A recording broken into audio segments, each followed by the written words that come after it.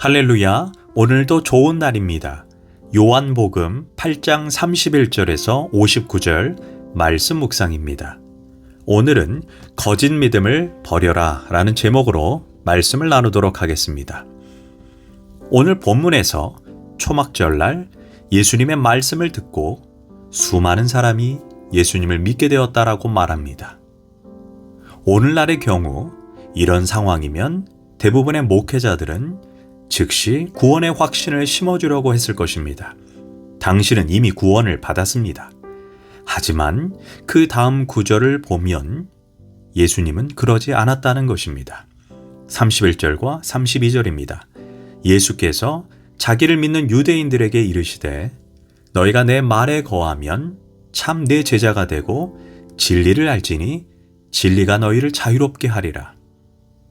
그러나 예수님께서 자기를 믿는다고 하는 자들에게 구원의 확신을 심어주기는커녕 너희가 믿는다고 하지만 참으로 내 말이 너희 안에 거하지 않기에 내 제자가 아니라는 것입니다.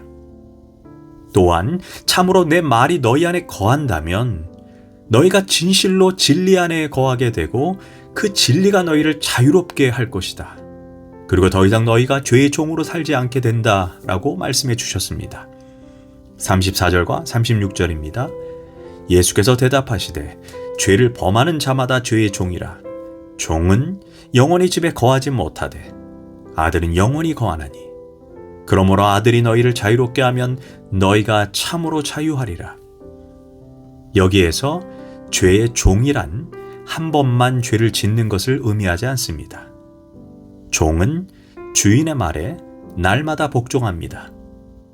그러므로 죄의 종이라고 하는 표현은 그들이 습관적으로 아무 죄책감 없이 죄를 짓고 있음을 의미하는 것입니다. 그래서 주님은 그들을 향해 가짜라고 지적하신 것입니다. 물론 진짜 구원받은 사람들도 육신의 연약함으로 인해 죄를 짓습니다. 그러나 죄의 종으로는 더 이상 살지 않습니다. 로마서 6장 14절은 말합니다. 죄가 너희를 주장하지 못하리니 이는 너희가 법 아래 있지 아니하고 은혜 아래 있음이라. 우리가 참으로 은혜 안에 있다면 우리가 죄를 다스리지 죄가 우리를 다스리도록 더 이상 내버려두지 않는다는 것입니다. 그렇다면 본문을 통해 거짓 믿음의 특징을 살펴보도록 하겠습니다. 첫째, 거짓 믿음을 가진 사람은 구원의 필요성이 절박하지 않습니다. 예루살렘에서 베드로가 성령의 감동으로 설교하자 그 설교를 들은 사람들이 어떻게 반응했습니까? 형제들아, 우리가 어찌할꼬 하면서 가슴을 치면서 그들은 회개했습니다. 그들은 우리가 어떻게 해야 구원을 받을 수 있습니까? 어떻게 하면 예수님을 십자가에 못 박아 죽인 이 죄로부터 용서를 받을 수 있습니까? 라고 간절히 매달렸던 것입니다. 빌립보 지방의 간수가 바울에게 보인 반응도 이와 마찬가지입니다. 그는 바울 앞에 무릎을 꿇고 어떻게 하면 내가 죄를 용서받고 구원을 받을 수 있습니까? 이 말인즉 내가 지금 구원받지 못한다면 아무런 소망이 없다는 것입니다. 하나님으로부터 죄의 용서를 받지 못하면 나의 앞날에 기다리는 것은 영원한 사망밖에 없다는 것입니다. 그러나 오늘 본문에서 예수님을 믿겠다고 온 사람들은 너희들이 진리 안에서 자유해야 한다라는 말을 듣자 33절에서 이렇게 반응합니다. 우리가 아브라함의 자손이라 남의 종이 된 적이 없거늘 어찌하여 우리가 자유케 되리라고 하느냐. 도리어 너무나 뻔뻔하게 내가 도대체 종이 된 적이 없는데 무슨 자유가 필요하다는 말이냐.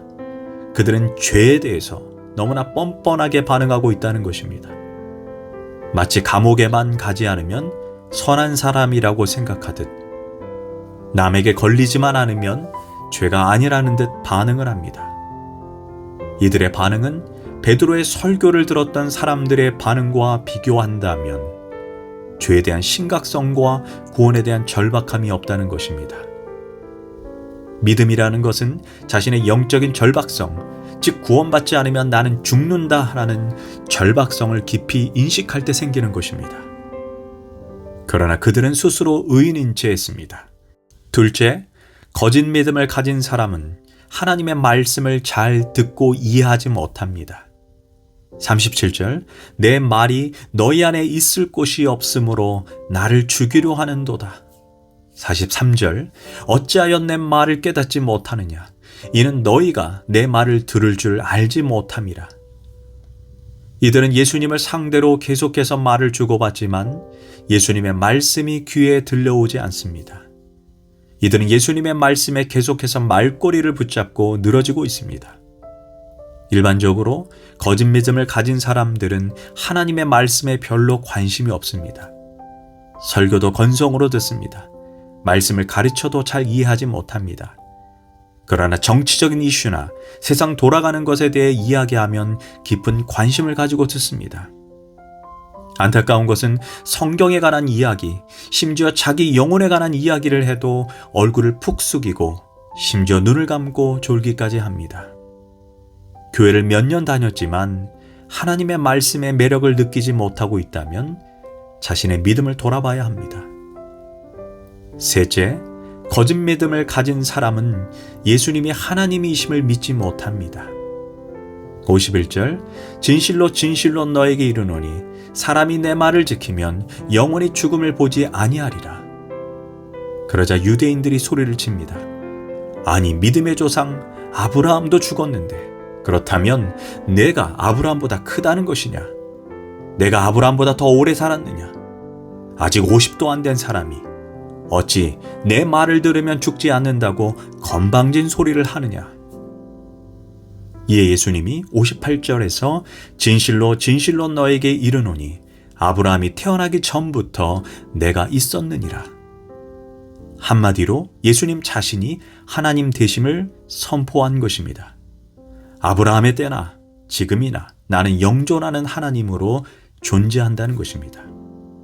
그 말을 듣고 유대인들이 돌을 들어 예수님께 달려들었다라고 말합니다. 그들은 결국 하나님을 믿지만 예수님을 믿는 사람은 아니었습니다. 미국의 어느 리서치 단체에서 목회자들을 대상으로 설문을 조사했다고 합니다. 설문 결과 어느 교단의 60%가 예수님의 동정녀 마리아 탄생을 믿지 않고 있다고 합니다. 이는 예수님이 하나님 되심을 부정한다는 이야기입니다. 또 어느 교단의 35%의 목사가 예수님께서 육체로 부활하신 것을 믿지 않는다고 합니다. 이는 예수님이 하나님 되심을 부인한 것과 똑같은 것입니다. 이에 빌립 켈러 목사는 이런 결론을 내렸습니다.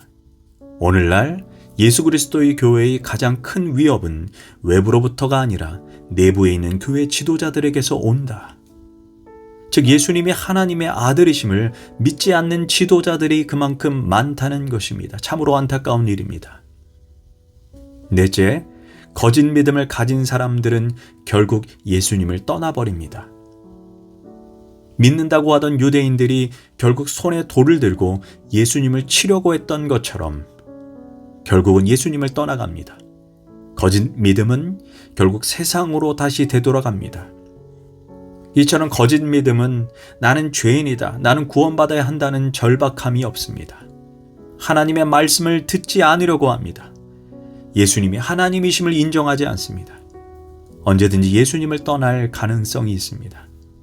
만약 위의 4가지 문제 중에 하나라도 마음속에 찔리는 것이 있다면 주여 나의 믿음 없음을 도와주시옵소서 라고 기도해야 합니다.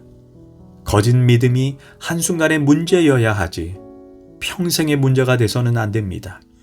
오늘은 잘 믿지 못하고 있다 할지라도 내일은 정말로 주님이 기뻐하고 칭찬할 수 있는 믿음의 사람으로 바뀌어야 합니다. 이런 사람을 주님이 원하십니다. 더 이상 미루지 마십시오. 내가 생각하지 않는 날 주님이 어느 날 갑자기 내 인생에 찾아오실 것입니다. 기도하겠습니다. 하나님, 더 이상 거짓 믿음을 가지고 살지 않게 하소서. 진실하게, 절박하게 하나님을 믿고 예수님을 구주로 고백하며 주님의 영광을 위해 살게 하소서. 무엇보다 나의 믿음 없음을, 나의 열정 없음을 하나님 회개합니다. 예수 그리스도 이름으로 기도합니다. 아멘.